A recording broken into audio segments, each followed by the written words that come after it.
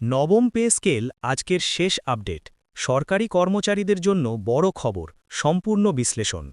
আসসালামু আলাইকুম। সম্মানিত দর্শকবৃন্দ, আপনাদের সবাইকে স্বাগতম জানাচ্ছি আমাদের চ্যানেলে।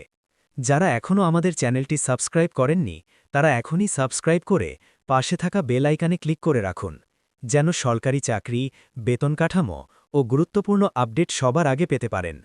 আজকের এই ভিডিওতে আমরা আলোচনা করব নবম জাতীয় পে স্কেল।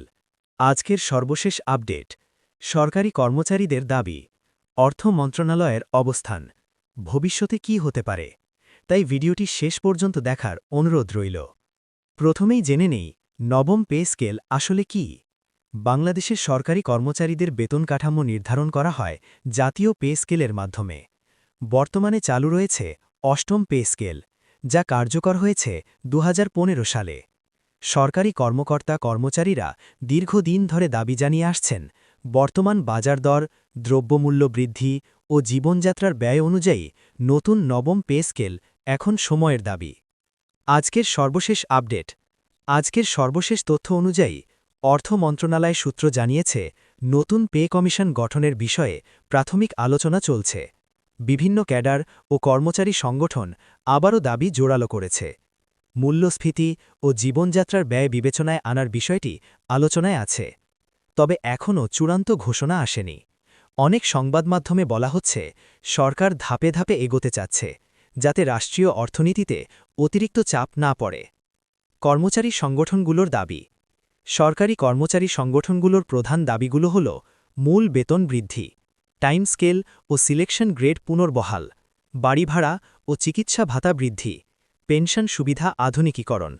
তাদের বক্তব্য, বর্তমান বেতনে পরিবারের খরচ চালানো কঠিন হয়ে পড়েছে। অর্থ মন্ত্রণালয়ের অবস্থান, অন্যদিকে সরকার বলছে, পে স্কেল পরিবর্তন একটি বড় অর্থনৈতিক সিদ্ধান্ত। এতে বাজেট, উন্নয়ন প্রকল্প ও বৈদেশিক ঋণের বিষয় জড়িত। আন্তর্জাতিক পরিস্থিতিও বিবেচনায় নিতে হচ্ছে। সরকার আশ্বাস দিয়েছে, কর্মচারীদের কষ্ট তারা বুঝছে, কিন্তু সিদ্ধান্ত নিতে সময় লাগবে।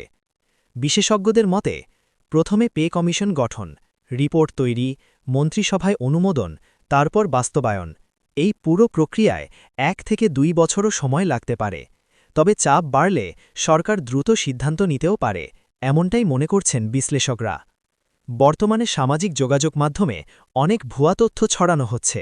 আজই নবম পে স্কেল ঘোষণা, নির্দিষ্ট অঙ্কের বেতন বৃদ্ধি, এগুলো আধিকারিক নয়।